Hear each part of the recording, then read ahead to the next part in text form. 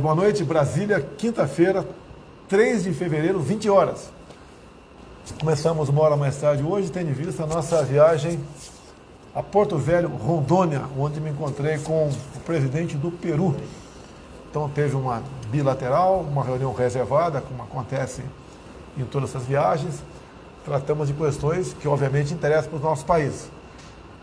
Lá são 3.000 quilômetros de fronteira com o Brasil. A segunda maior fronteira é da América do Sul. Então, muita coisa sendo tratada, questão de defesa, justiça, segurança, comércio, navegação nos rios aí que compõem os nossos países. Então, foi um encontro bastante salutar. Nós aumentamos em muito a nossa balança comercial nos últimos anos e tem tudo para que ela seja potencializada. Bem, aqui o Fabiano, do meu lado, intérprete de Libras, aqui um coronel do Exército, o nome dele é Gerson, ele fez a Academia Militar das Agulhas Negras, obviamente como eu também fiz no passado, e depois ele fez o Instituto Militar de Engenharia. Então, eu quero mostrar uma coisa para vocês, fica aberto aí aos amigos da Jovem Pan, os comentaristas, jornalistas ali do Augusto Nunes, para perguntar para o Gerson qualquer coisa sobre Inmetro. Então, há 2 anos, vi que tinha algo esquisito acontecendo no Inmetro, apuramos, tá? E resolvi administrativamente trocar o pessoal do Inmetro. É um direito meu trocar. Assim como o dia que eu deixar a presidência, quem assumir vai trocar ministros, tá? Vai trocar presidente de bancos, de estatais, as secretarias, o Inmetro, tudo deve ser mudado para seguir a filosofia daquela pessoa. Então a minha, apanhei muito quando botei o coronel Gerson lá, mais um militar, só que o cidadão aqui é formado pelo IME. E vai falar um pouquinho a importância do Inmetro para a vida de todos vocês que estão nos assistindo, todos, sem exceção. E vocês vão ver que o Inmetro servia no passado a algumas pessoas. Como vocês lembram da Tomara e Três Pinos? Foi gestada lá na barriga do Inmetro. Você gostou da Tomara e Três Pinos em 2006? O prejuízo que deu para todo mundo? Esse era o Inmetro lá de trás. Vou mostrar o Inmetro de hoje para vocês aqui. Ou melhor, o nosso aí, Coronel Gerson, vai mostrar. Rapidamente, terça-feira sobrevoei as áreas afetadas pela chuva lá em São Paulo. Estava acompanhado dos 7 ministros, conversamos com vários prefeitos e as solicitações dos mesmos, né? Nós vamos buscar atender diretamente à prefeitura, sem intermediário. Então, diretamente aos prefeitos. Algumas providências tem que tomar, muitos já sabiam o que tinha que fazer, outros não sabiam o todo, foi conversado conosco e estamos prontos para colaborar na medida do possível e até mesmo o impossível, né? Porque sendo impossível, no momento a gente busca recurso fora, dentro do orçamento, mas de forma emergencial para atender essas pessoas. Na quarta-feira agora, fizemos uma cerimônia, né? Que nasceu lá no Ministério do Onix Lorenzoni, que trata da prova de vida do INSS. E agora mudamos. Quem tem que provar que o cidadão está vivo não é o cidadão, é o próprio INSS. Então, de dentro de casa, a pessoa agora, né, vai fazer a sua prova de vida, ou melhor, não vai precisar fazer, a não ser que seja requisitada por nós, que automaticamente essa prova de vida será feita, que são 11 itens, 11 plataformas que o INSS procura agora para saber se o seu João ou Dona Maria, com 90 ou 100 anos, estão vivos. Entre essas provas, né, 11 itens, votação nas eleições. O aposentado foi votar, olha a vantagem do aposentado votar aí, ó. O aposentado votou, logicamente foi feita uma prova de vida, então ele não vai precisar fazer prova de vida, tá? Automaticamente vai estar certificado lá que ele está vivo. Atualização no cadastro único, emissão de uma nova carteira de identidade, declaração de imposto de renda, mas a gente vê aqui como mais importante, né? A gente recomenda ao idoso, ao aposentado, a pensionista, a aposentada, ao exercer seu direito de voto, está feita a sua prova de vida para aquele ano. É muito comum, você vê, sempre viu, né? de tudo quanto é governo, sem exceção. Aquela pessoa com 90, 100 anos, às vezes até mais velha, né? Pega numa maca, botado dentro de uma Kombi, de uma van ou de um táxi, ou até na carroceria de uma caminhonete e levar para o posto de saúde. Realmente isso deixa de existir a partir de agora. Quarta-feira tive no Congresso Nacional, inauguração da 4ª sessão legislativa, um discurso ali mais ou menos 10 minutos, mas tocamos vários assuntos, como por exemplo, é do governo federal a iniciativa de comprar mais de 400 milhões de doses de vacina. Então aqueles que acusam o governo de ser negacionista ou anti-vacina, nós compramos 400 milhões de doses e de forma voluntária, né, as pessoas se vacinaram pelo Brasil. Então nenhuma dose foi aplicada em nenhum lugar do Brasil que não tenha passado pelo crivo, pela compra do governo federal. Falamos também dos empregos mantidos por ocasião da pandemia, né? 2020 em especial, que mais pesou. Programas como o Pronamp, como o BEM, que manteve no 0 a 0 praticamente aquele cadastro único, CAGED, melhor dizendo, sobre empregados e desempregados no corrente ano. Falamos do programa Auxílio Brasil, já foi paga pelo segundo mês consecutivo, começou em dezembro, o novo Auxílio Brasil de R$400.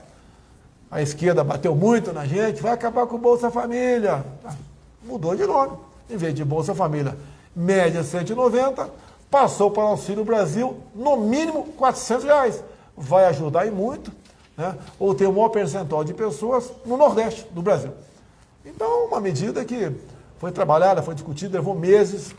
Trabalhou nessa medida o ministro João Roma, o ministro Onix, né? Até o Rogério Marinho, que é do MDR, trabalhou também nessa questão, muita gente trabalhou. Foi difícil aprovar no Congresso, porque PT, PCdoB e PSOL eram contra o parcelamento dos precatórios, eram contra, porque diziam que era uma proposta eleitoreira. Olha, quem está passando necessidade, né, o Estado tem obrigação de socorrer, e nós socorremos. E quase que nossa proposta não passou, porque o PT, PCdoB, PSOL, Novo, votaram contra na Câmara. Bem, foi aprovado, passou no Senado, está em vigor. Terminamos o terceiro ano com recorde em titulação de terras. Ou seja, o assentado, né, que como eu não tinha o título definitivo, ele era muitas vezes usado pelo MST. E ao titularizar a terra, esse cidadão que está ali, ele pode dizer, essa terra é minha, o que eu fizer aqui de benfeitoria, né, fica para meus filhos e netos. E também ele passa a ter acesso a bancos, entre outras coisas. Então se torna realmente um cidadão. E este pessoal que estava nas mãos da esquerda do PT no passado, se libertaram agora com essa titulação. Falamos sobre isso nessa nossa passagem pelo Congresso, né, onde apresentamos nossa mensagem de início de ano legislativo. Falamos também sobre o PIX. O PIX atingiu, se eu não me engano, né, hoje tem mais de 100 milhões de pessoas que usam, se eu não me engano, mais de 100 milhões de pessoas que usam. Então, uma baita de uma facilitação para a vida das pessoas. E os bancos deixaram de arrecadar, porque quando você não tinha PIX, você usava outros documentos do banco e acabava a população como um todo, 100 e poucos milhões de pessoas, gastando aí 5 bilhões por ano. Então é menos dinheiro para o banco, um pouquinho mais dinheiro no bolso de cada um que usa o PIX. Falamos também sobre o leilão 5G, que foi conduzido pelo ministro Fábio Faria. Também as estradas já começam a ser aparelhadas com sinal de 4G, estradas federais e estaduais. Né? Falamos também da retomada do modal ferroviário. Você é de engenharia na academia? Sim, senhor. E você tinha alguma tendência a se aproximar do batalhão de engenharia ferroviário ou não? O meu pai comandou um batalhão ferroviário. Onde? O de Araguari. Legal. Quando eu era cadete, né? E no mestrado do IME eu me especializei na parte de ferroviária também. Então, se o Tarcísio sair um dia, você está pronto para assumir o lugar dele. Essa questão do modal ferroviário é algo fantástico. Já passamos de 70 pedidos, né, por parte da iniciativa privada de construir ferrovias no Brasil. A possibilidade nos próximos anos, tendo em vista a efetivação desses pedidos, mais de 20 já foram atendidos, nós temos no Brasil, Gerson, mais 20 mil quilômetros de ferrovia. Quero fazer um convite para você. Deve ser em março, aí vai eu, o Tarcísio, a gente vai convidar mais algumas pessoas, né? Umas 30, 40, não sei, porque vai poder cumprir essa missão tranquila. A ferrovia Norte-Sul será inaugurada, concluída no meados desse ano, e no máximo abril, eu pretendo ficar 3, 4 dias num trem, né? Com o Tarcísio, é um programão, hein? Ficar com o Tarcísio num trem 3, 4 dias, né? Ficar com o Gerson também, que programa de índio, hein? Vamos convidar autoridades, etc., alguns do povo, e vamos ficar 3, 4 dias percorrendo a Norte-Sul, que começa lá no Maranhão, passa por Tocantins, me ajude se estiver errado aí, Tocantins, Goiás, e vai em São Paulo até Santos. Temos outras ferrovias, que temos a FIOL, a FICO, Transnordestina, entre outras, que estão aí sendo executadas. Então, a volta do modal ferroviário é uma grande marca do nosso governo, especial, porque não dizer do nosso Tarcisão do asfalto aí. Então, essa foi a mensagem nossa lá no Senado. Vamos lá, a gente vai começar aqui. O senhor me permite, presidente? Pois não? Você manda, pô. Você é mais antigo, Não, você é coronel, eu sou capitão, pô. Presidente, sobre essa parte até das ferrovias, o Inmetro tem como ajudar também. Sim, porque o Inmetro ele faz uma acreditação de um programa que verifica certificadores de projetos e obras. O que isso significa? Que aquela empresa que está construindo uma obra ou está fazendo um projeto, ela pode ser auditada por um organismo que é acreditado pelo Inmetro e certifica que aquele projeto está correto. Isso evita corrupção, evita aqueles projetos que o cara diz que vai terminar em 2 anos e leva 5. Isso aí foi gestado, inclusive, a pedido do ministro Tarcísio, quando ele estava na Casa Civil ainda. Você vê o Inmetro, né? Muita gente não dá valor. O que é Inmetro? Tá? O Inmetro está na vida de todos vocês. Quando foi demitida toda a diretoria do Inmetro, apareceram pedidos aqui de pessoas que a gente conhece, não vai revelar o nome, né? Quantas diretorias são lá? 6 diretorias. Qual é a diretoria mais importante? Eu sei que todas são importantes, mas a mais que a alma do Inmetro, qual que é? Não, a diretoria mais importante é a de meteorologia científica, mas não é o cereja do bolo, não. Qual que daria margem a ter interesses com outras intenções? Qual a diretoria mais atrativa quem tem segundas intenções? São as 2 diretorias que trabalham com a regulamentação, tá? Que é a de meteorologia legal e de conformidade. Então, cria-se dificuldade para vender facilidade. Acabou. O Inmetro é um orgulho para nós. E você não tem ouvido falar do Inmetro, até por quê? Porque não criou tomada de 3 pinos lá. Então, quando nós demitimos todo mundo, você indicou todos os diretores, então? Sim, senhor. Nenhum diretor teve piruada de ninguém para botar lá. Ele é o comandante do Inmetro.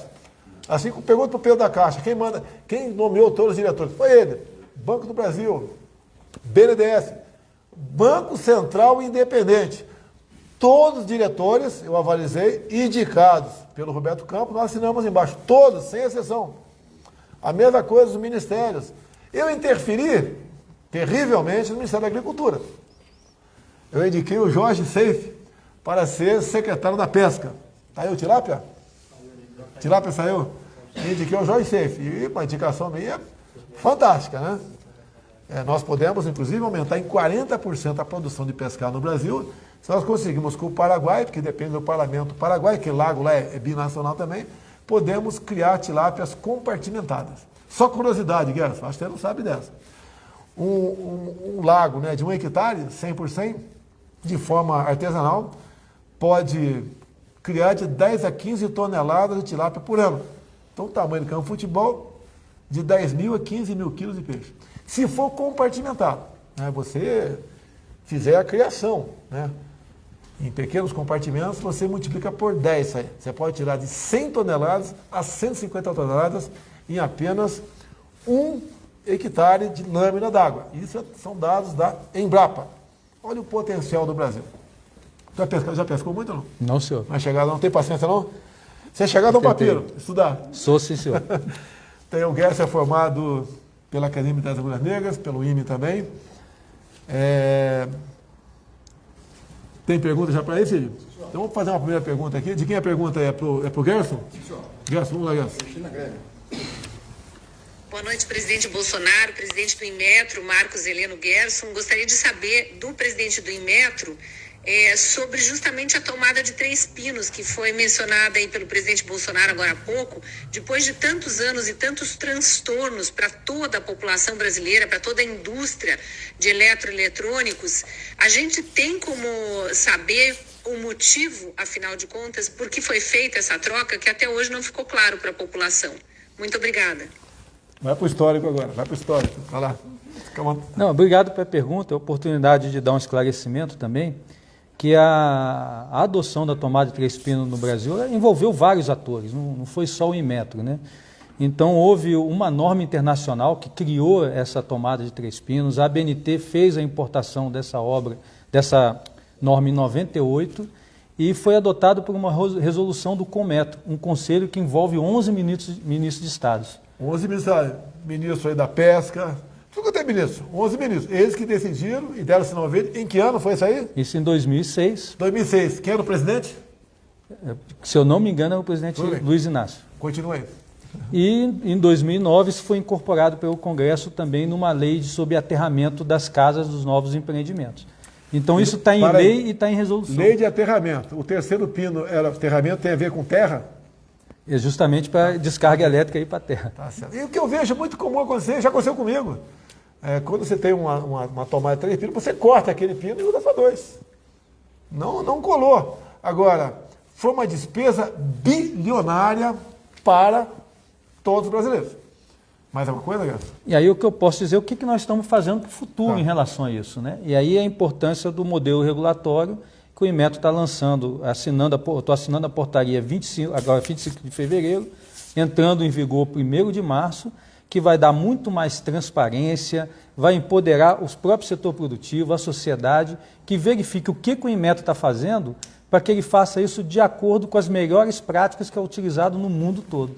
Então vamos lá, não é só para essa tomada não, é tomada normal, é para quase tudo no Brasil. Ou seja, em vez de algo ser lançado no mercado seguindo normas técnicas, obviamente, mas lá na frente pintaria uma dúvida sobre aquilo e a confusão estava pronta. Então, o que eu estou entendendo desse novo marco aí do Inmetro, você não está dizendo como deve ser feito. Você está dando poderes ao produtor, ao comerciante e ao consumidor de o que deve ser feito, é isso? Exatamente, porque usando até os mecanismos que a própria Lei de Liberdade Econômica trouxe, né, a obrigação de se fazer análise de impacto regulatório, consulta pública, então todos esses procedimentos para que isso seja feito com a sociedade. O próprio modelo foi construído assim, presidente.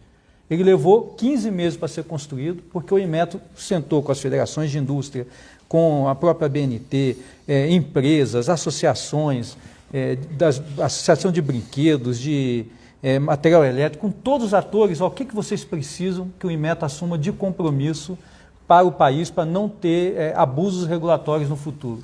Foi a Cristina Grêmio que perguntou? Sim, senhor. Senhora Grêmio, presta atenção, senhora Grêmio.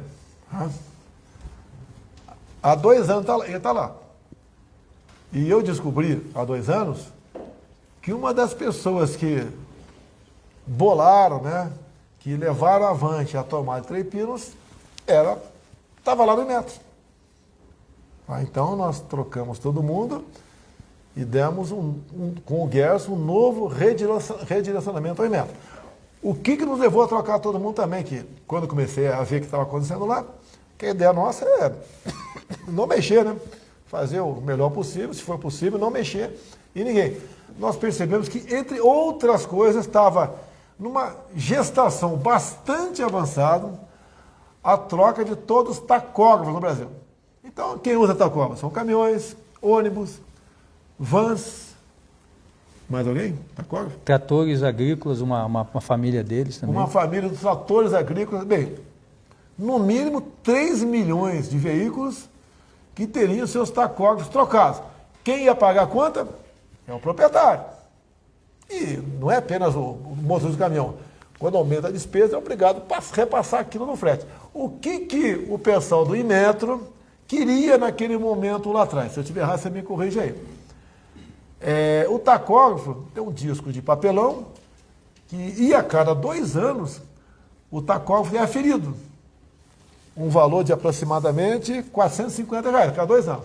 Eles iam botar um disco digital. Perfeito. E a aferição seria anual. Ou seja, em vez de R$450 a cada 2 anos, seria R$400 por ano.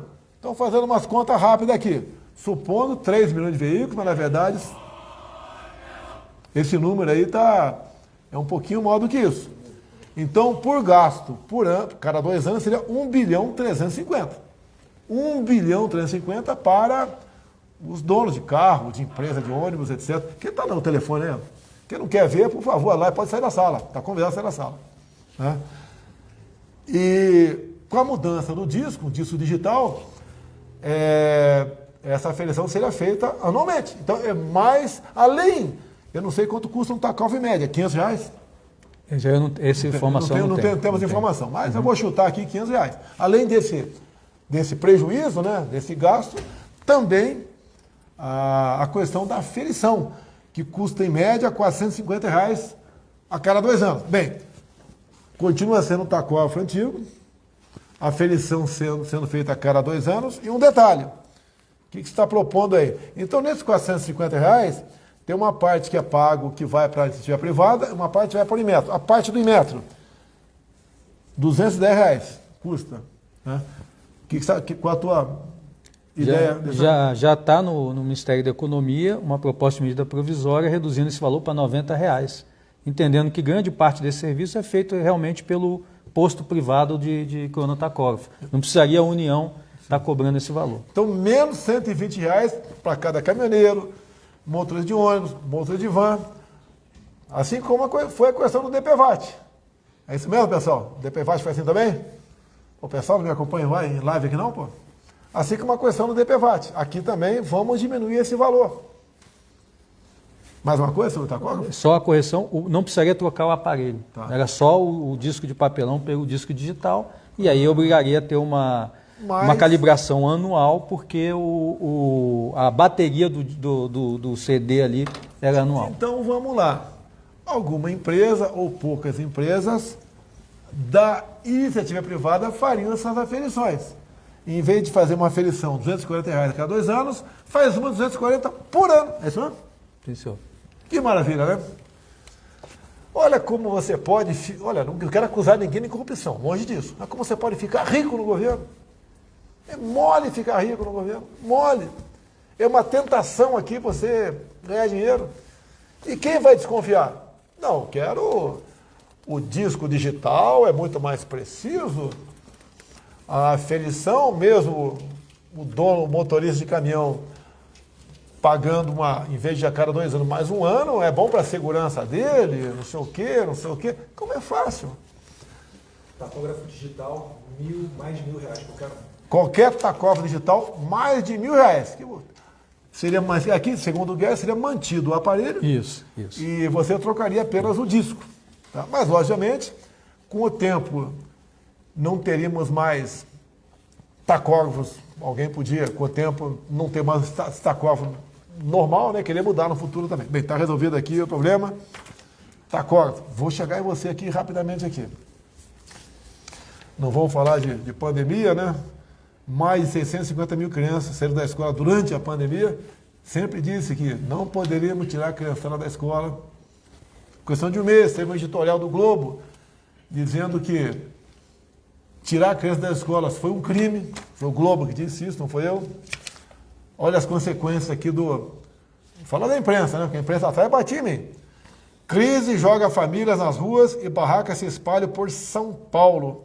Consequência do fica em casa, a economia a gente vê depois. Não vou discutir. Mais uma que a gente acerta, né?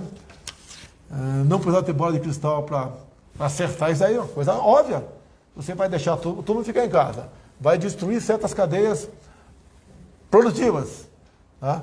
O informal, ficando em casa, ele não vai vender nada na rua. O cara que fabricava ali garrafa d'água, biscoito também não vai produzir porque não vai ser vendido na rua, vai quebrar a empresa. Então as consequências é isso, levar muita gente para a miséria, para a pobreza. E nós colaboramos com as pessoas. No auxílio emergencial em 2020, foram 5 parcelas de R$600, ou melhor, 5 de 600, não, 6 de 600 e 4 de 300. Nas primeiras parcelas de R$600, imputavam ao governo, né, um endividamento por mês de quase 50 bilhões de reais. Imagine 38 milhões de famílias sem ter o que comer, porque grande maioria desses 38 milhões de informais trabalhavam de manhã para levar comida da noite para casa. Tá certo? E muitos não tinham nada na geladeira. Visitei. Tá? Muita gente aqui na periferia, fui de moto, fui de carro, visitei, pedia para abrir a geladeira. Eu sei que a esquerda agora está usando a mesma coisa, né? Mandando o pessoal abrir a geladeira. Olha a culpa do Bolsonaro, governo Bolsonaro. Olha, critique primeiro os governadores do PT, do PSB, partido de esquerda, que fecharam tudo. Os lockdowns mais violentos, mais rígidos, foi em São Paulo, né? E foi nos estados governados pela esquerda. Olha aqui, para que te fale em combustível. Preço médio da gasolina no Japão atinge nível mais alto em 13 anos. Lamentavelmente, a inflação pegou a todo mundo. E o Brasil não foi diferente. Agora, garanto a vocês, apesar dos preços dos combustíveis, né, que tem um fator muito forte, que é o valor do ICMS, né, apesar disso tudo, o Brasil foi o que menos sofreu reajuste em combustíveis. Gerson, só na Europa, a inflação de energia chegou na casa de 300%. Gás, um pouco mais do que isso. Tudo bem? Ô Gerson, tem outra pergunta aí, Cid? Então, toca outra pergunta aqui que eu vou engrenar aqui o Gerson aqui pro agronegócio também. Você vê a importância do Inmetro para praticamente todos os setores da sociedade. Vamos lá. Boa noite, presidente Jair Bolsonaro. Boa noite, presidente do Inmetro, Marcos Heleno. Realmente o Inmetro é uma instituição muito importante, como diz o presidente Jair Bolsonaro. Não pode sair por aí tomando decisões para acabar em prejuízos, né, à sociedade.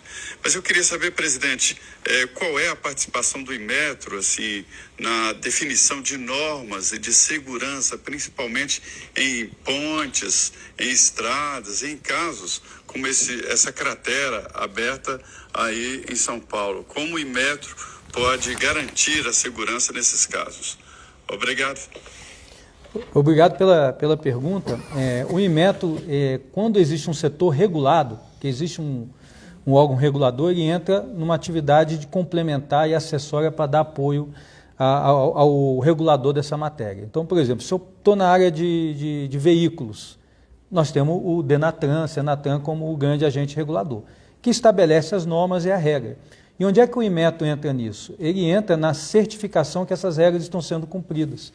Então, os organismos de certificação que são acreditados pelo Inmetro, o programa de avaliação da conformidade que o Inmetro monta, ele garante que aquele veículo, numa inspeção veicular, ele está atendendo determinada norma. Quando nós falamos de obras, aí nós temos o regulador dentro do Ministério da Infraestrutura, a NTT e outros, e os próprios reguladores a nível estadual e municipal. Então, o Inmetro pode certificar produtos e serviços a pedido desses reguladores, e mais do que isso, como eu comentei no início, com um programa de inspeção acreditada, utilizado, você tem um organismo privado que está na governança do Inmetro, ele é acreditado pelo Inmetro, mas ele certifica que esse projeto está correto. Então você passa a ter um ente também responsável, aumentando toda essa parte de auditoria em cima de uma obra. Ô Zé Maria, essas normas regulamentadoras é uma coisa, é um cipoal de normas, vamos assim dizer. Como nós determinamos para todos os órgãos nossos, desburocratizar, desregulamentar, como foram as normas regulamentadoras. Mais de 4.000 normas regulamentadoras foram para o espaço. Eu sempre falo um exemplo claro. O fiscal chegava na empresa da pessoa, que nessa empresa era obrigado a ter um banheiro para atender o pessoal, tinham 45 itens para ser multado ou para ser fiscalizado no banheiro daquela empresa.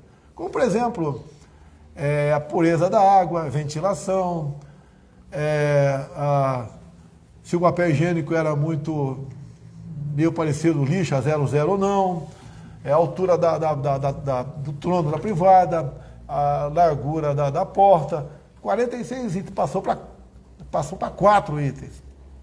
E, por exemplo, me informou agora há pouco aqui o presidente do Inmetro, o Coronel Gerson, que ele reduziu essa legislação, nessas normas, regulamentos, em 30%. E até março, a redução chegará em 60%.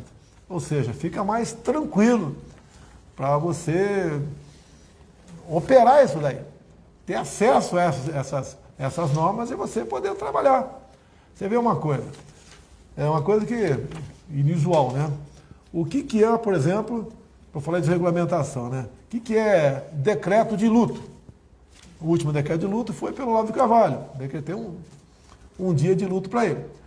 Mas o que nós vimos ao longo desde quando se baixou decreto de luto no Brasil. Tínhamos 122 decretos de luto no Brasil.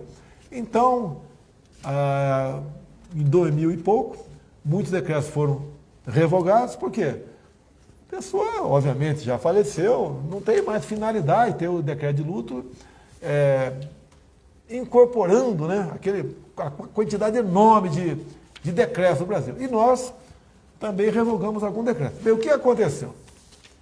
Aconteceu que, dadas as nossas revogações, né, que foi feita há pouco tempo, em 2020, falaram que eu revoguei o luto de padre Cícero, lá do Pernambuco. É isso mesmo? Tá, que cidade que fica lá? Só cheio de pau de arara aqui, não sabe? Que cidade fica padre Cícero, pô? Juazeiro do Norte, parabéns aí. É Ceará, desculpa, Ceará. Ah, então o que acontece? Dada aquela confusão toda, começaram a esquerda, né, a oposição, olha só, ele não tem respeito com o padre Cícero, e não sei o que, não sei o que. O que eu fiz? Eu liguei no mesmo dia, aqui para o chefe da SAGE, né, Secretaria de Assuntos Jurídicos, e falei, ô Pedro, vamos aí republicar o decreto de luto do padre Cícero. Não tinha necessidade de existir o decreto mais. Agora, a ideia dele, né? Presidente, para evitar que o senhor, né, reeditou esse decreto do padre Cícero, foi reeditado 122. Ali tinha Médici, tinha tudo quanto é tipo de gente ali. E nós resolvemos republicar 122 decretos.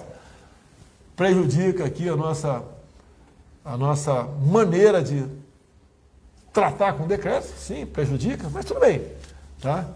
Podia estar desburocratizado isso aí, porque a homenagem ao falecido já foi prestada 10, 20, 30, 50 anos atrás. Não precisava mais existir esse decreto, mas tudo bem. Republicamos o decreto, está tudo resolvido. A questão do Inmetro aqui é diferente. Vamos continuar um pouquinho aqui?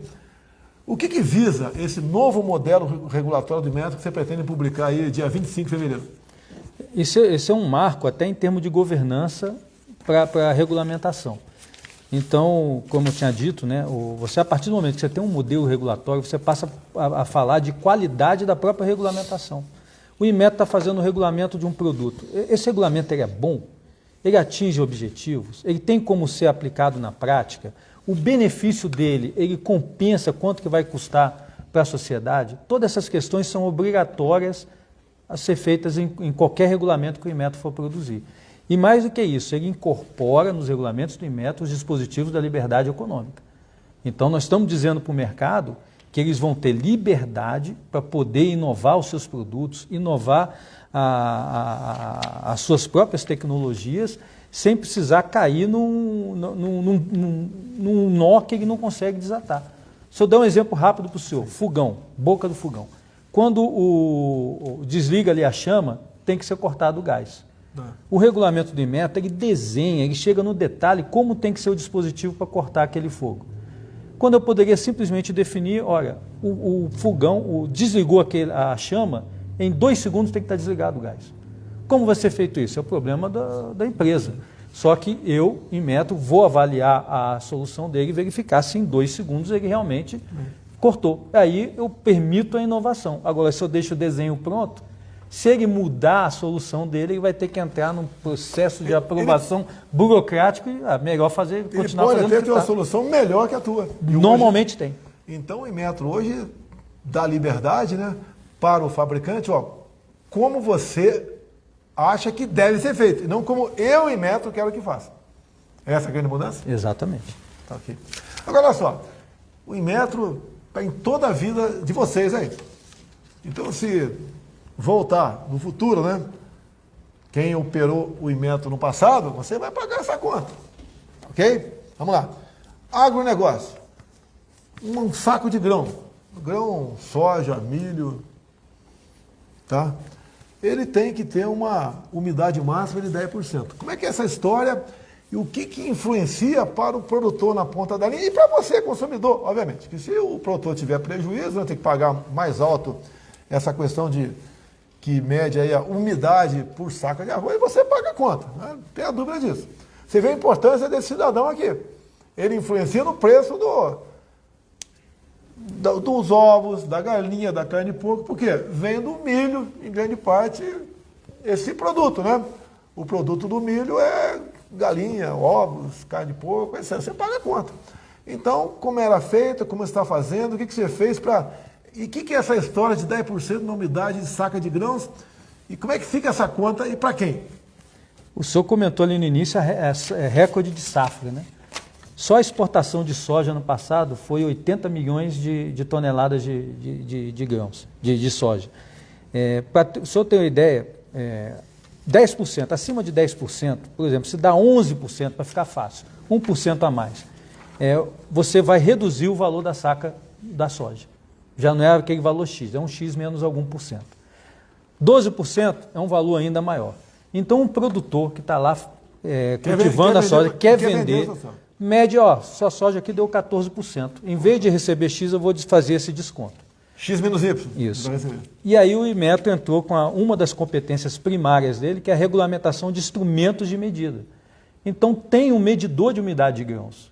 Então, ampliamos um projeto que começou no IPEM, lá do Paraná. Então, os IPEMs fazem um trabalho, são institutos estaduais de peso medido, fazem um trabalho extraordinário para desenvolver essas novas metodologias e passamos a controlar esse instrumento de medição. Na prática, nós estamos garantindo que a medida vai ser correta. Então, quando for medido 12%, é 12% mesmo. Você não está sendo enganado. Fizemos uma estimativa só nessa exportação de soja aí, desse exemplo que eu dei. Só de ter o controle desses instrumentos nos laboratórios que instalamos nos vários IPEMs no Brasil, uma economia de 3 bilhões de reais a favor do produtor. 3 bilhões de reais. Bem, alguém levava essa grana aí. E quem pagava a conta era você. Quando eu falo em comparar meus ministros com ministros que o antecederam, pega o Tarcísio, pega o Marcos Pontes, pega o Onix, o João Roma, tá? Esse pessoal todo, e comparar, você compara também os nossos secretários. Está aqui na frente o Jorge Seife. Eu quero trazê-lo talvez na próxima live para falar um pouquinho sobre a sua atividade no Brasil. E também, por exemplo, o Inmetro. Quem é que estava antes do Gerson lá? E o que o Inmetro fazia? Tomar 3 pilos, tu já sabe, né? Muita outra coisa fazia. Não vamos entrar em detalhe aqui. Tinha o chicote do táxi, uma história longa, não vamos na ocasião, para estar resolvido também. Atendemos aos taxistas, entre outras coisas. Cid, outra aí. Boa noite, presidente Bolsonaro. Boa noite, presidente do Inmetro, Coronel Gerson. Eu pergunto ao presidente do Inmetro quais foram as principais mudanças ocorridas no Instituto em relação à gestão anterior, do governo anterior. Eu reputo, obrigado pela pergunta, Augusto, mas eu reputo uma mudança de cultura e mentalidade em termos de apoiar mais o setor produtivo, né? E principalmente orientar todas as ações do Inmetro, todas as suas áreas, a metrologia, a certificação de produtos, o sistema de acreditação, isso tudo tem que estar voltado para o desenvolvimento econômico do próprio país. Então, nós estamos escutando muito mais o setor produtivo. Nós temos, só para ter uma ideia, além de todas essas partes que foram colocadas, nós temos 50 laboratórios de pesquisa dentro do Inmetro. Um conjunto de doutores e mestres de uma capacidade sensacional. Os servidores do Inmetro são do mais alto gabarito. Então, eu gosto de dizer que o Inmetro ele merecia ter uma direção que se dedicasse realmente ao Instituto, desse uma orientação estratégica e entendesse isso como um apoio ao Estado brasileiro, de ter processos permanentes de desenvolvimento da qualidade, valor agregado, melhor qualidade de emprego, melhor perfil de consumo. E tudo isso o Inmetro tem como impulsionar se ele tiver essa visão de Estado, de construir um futuro melhor. Estamos chegando ao final. Amanhã o ministro Milton, da Educação, assina a portaria concedendo, né, 33% de reajuste para os professores do ensino básico no Brasil. Então, vai aumentar em R$1.000, aproximadamente, o piso dos professores do ensino básico. São 1.700.000 professores no Brasil. Foi o maior reajuste concedido desde a criação do piso lá atrás. Existia pressão aqui para dar um aumento de para ele dar em torno de 10%. Não, se tem direito a 33%, se tem recurso, porque o dinheiro repassa, o governo federal repassa o dinheiro do Fundeb para os municípios, por que não os 33%? E temos aqui notícia, né? Confederação orienta prefeitos a não darem reajuste de 33%. Vamos ver onde vai parar isso aí. Antes de encerrar aqui, tem mais uma pergunta ainda? Coisa rápida, né? Eu tenho falado que tenho procurado certas pessoas que trabalham comigo, né? Petrobras, etc., e para falar sobre como o dinheiro era mal usado ou desviado no passado. Então, na Petrobras, o endividamento da Petrobras de 2003 a 2015, por coincidência, governo do PT, então o endividamento da Petrobras entre 2003 e 2015, fruto de desvios, fruto de obras e projetos mal feitos, chegou na casa dos 900 bilhões de reais, quase R$1 trilhão. Também em cima de interferência em cima da Petrobras. E quando se fala em certas pessoas querem voltar a cometer o mesmo erro do passado, você está pagando a conta. Você está botando combustível no teu carro, você está pagando a conta. Que os 900 bi tem que ser pagos. No ano passado nós pagamos 100, nós não, você que bota combustível no carro, pagou 100 bilhões no ano passado. Falta muita coisa a ser paga ainda. E nós vemos aqui agora a matéria do Poder 360. Lula volta a dizer que vai intervir nos preços da Petrobras.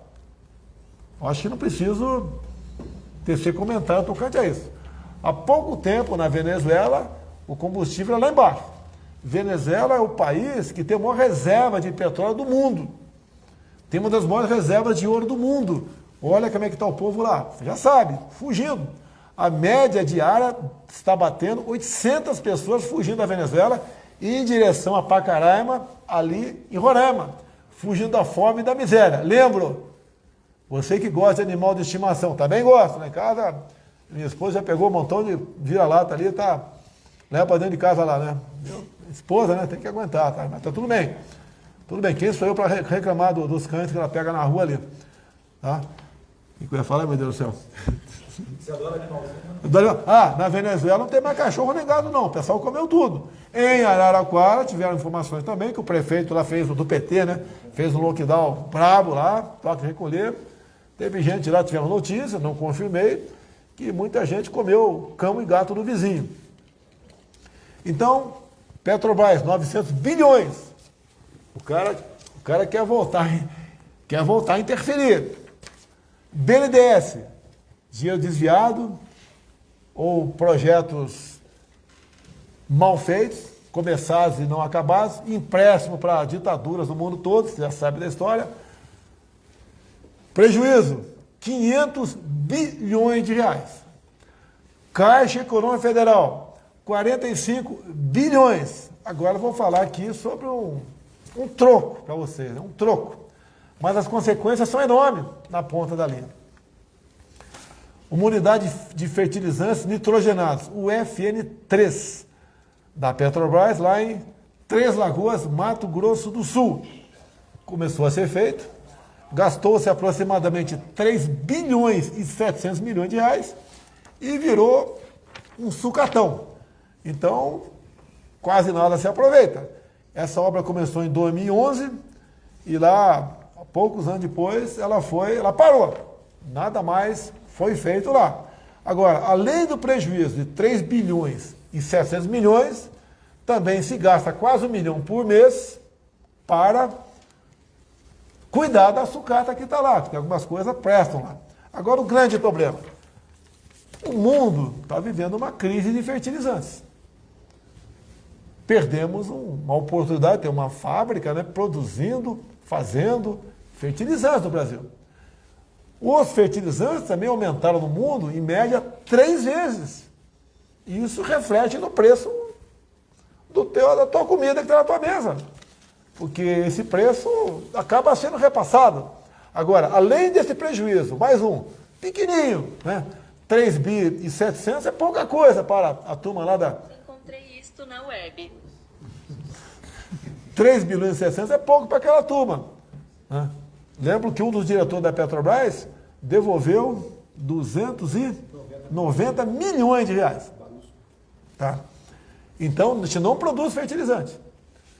Teria muito a falar com vocês. Semana que vem vamos falar mais um pouquinho sobre uma outra estatal qualquer. Posso falar de Correios, posso falar de Itaipu Binacional, entre tantas e tantas outras estatais, alguns bancos oficiais, alguns outros ministérios, para mostrar como é que funcionava no passado o Brasil. E tem gente que acha, se você for somar, só que eu falei aqui, Petrobras, BNDES, Caixa Econômica, 961 IB, está quase 2 trilhões de reais ao longo de 14 anos. Você está pagando a conta. Você quer pagar a conta de novo? Bem, não vou entrar em detalhe. A última pergunta, vai rapidinho lá. Boa noite, presidente Bolsonaro. Boa noite, presidente Gerson. Minha pergunta é a seguinte: nós vimos na última live com o presidente Montezano do BNDES a questão da caixa preta e o levantamento todo feito de operações passadas no banco. Eu queria saber se há alguma coisa, algum trabalho, algum esforço semelhante dentro do Inmetro. Se há algum levantamento aí de quanto custou aos cofres públicos, enfim, decisões politizadas e até mesmo eventual suspeita de desvio ou de corrupção na instituição.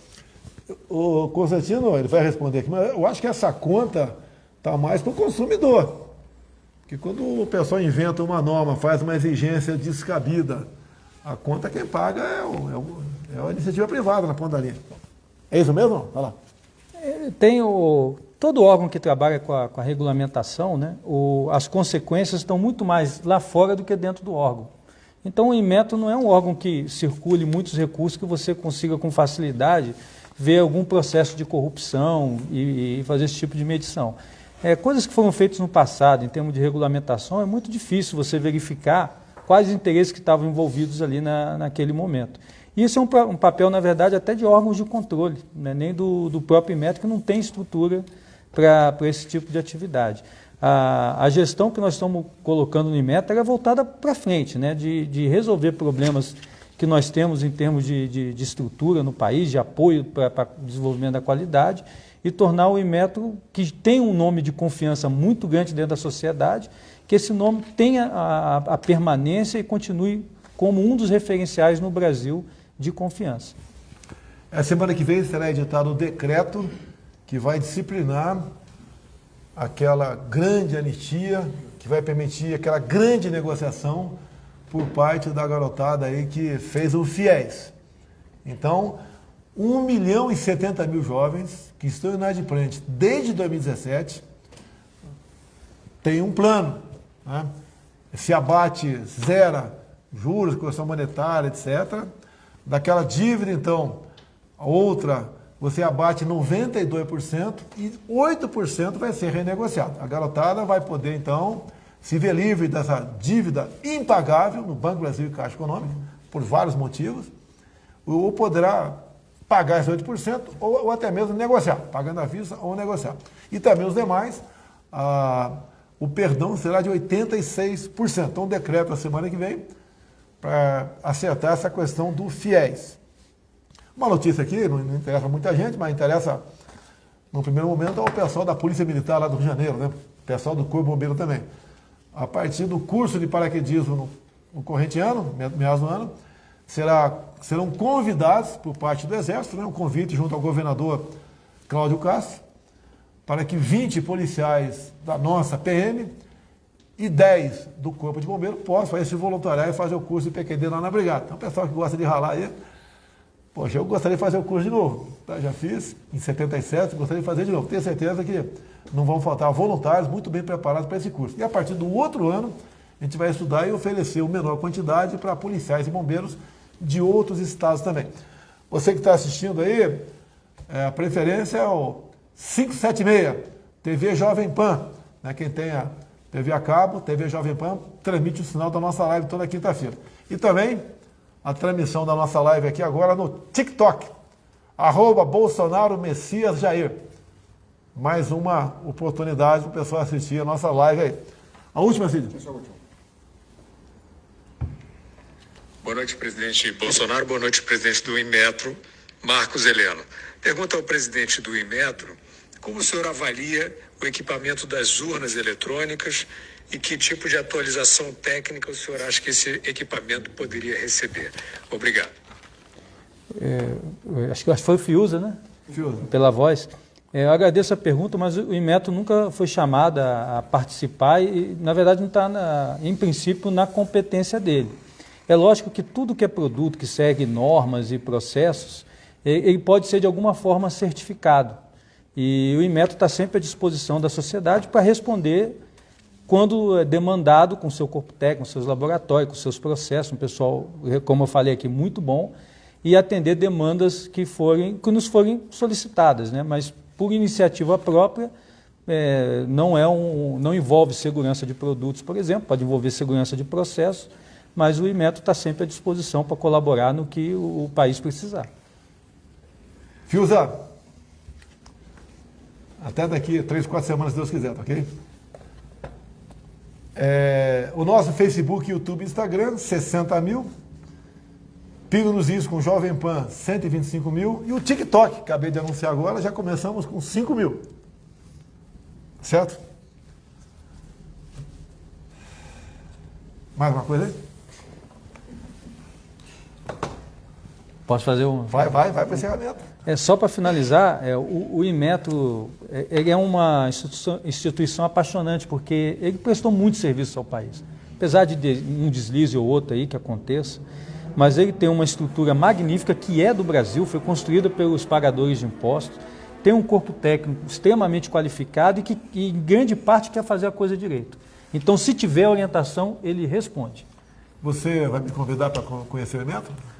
Já foi convidado algumas vezes e continua sendo convidado. A sede, onde é a sede? A sede do Inmetro é em Brasília, mas a cereja do bolo, que é o nosso centro tecnológico, está lá em Xerém. Belíssimo, qualquer visitante fica apaixonado com aquilo ali. E está à disposição, na verdade, de todos os brasileiros para conhecer essa... Vamos dar uma chegada lá assim, tá? Isso. Eu tenho uma viagem marcada para o Rio nos próximos dias. Tem um campinho de futebol para te pousar o helicóptero lá? Tem. Tá? Tem um campo bonito lá. Pinta um almoço para a gente também lá, não? Pinta também. Você vê? Então, vamos lá conhecer o Inmetro. Tá certo? Semana que vem, dias 8 e 9, estarei no Nordeste. Alguém tem a programação aí? Estarei em 3 estados do Nordeste. E dia 9, último dia, será Jardim de Piranhas, é isso mesmo? Estão fazendo lá uma jeguiata. Você é da onde? Eu nasci no Acre, presidente. Só criança. Quase. Você não é nordestino, tu é nortista. Nortista, Tá? com muito orgulho. Acabei de chegar agora, estava vizinho ali. Tu conhece lá o Rio Abunã? Já, sim, senhor. Sabia que nós, ano passado, com o Tarcísio, ano retrasado passado, inauguramos a ponte do Abunã?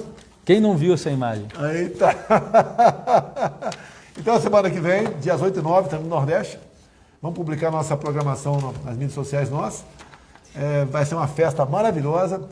O ministro Rogério Marinho, do Desenvolvimento Regional aí, estará inaugurando o Eixo Leste.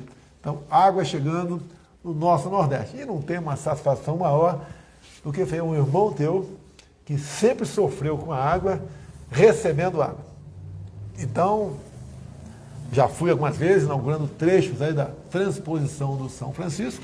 E também no mês de março estarei com o nosso Exército Brasileiro, seu Exército Brasileiro, o comandante aí, Paulo Sérgio. Vamos pagar missão para o Braga Neto e também para lá, né? vamos lá ver o trabalho do Exército que cava poços artesianos. Também...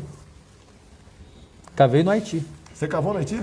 Sim, senhor. Pô, tivemos uma tragédia lá em 2010, né? Eu fui do contingente anterior. Isso. Foram mais de 200 mil pessoas que faleceram naquele terremoto. Sim, coisa senhor. terrível lá. Muito E ali não tem rio lá no Haiti?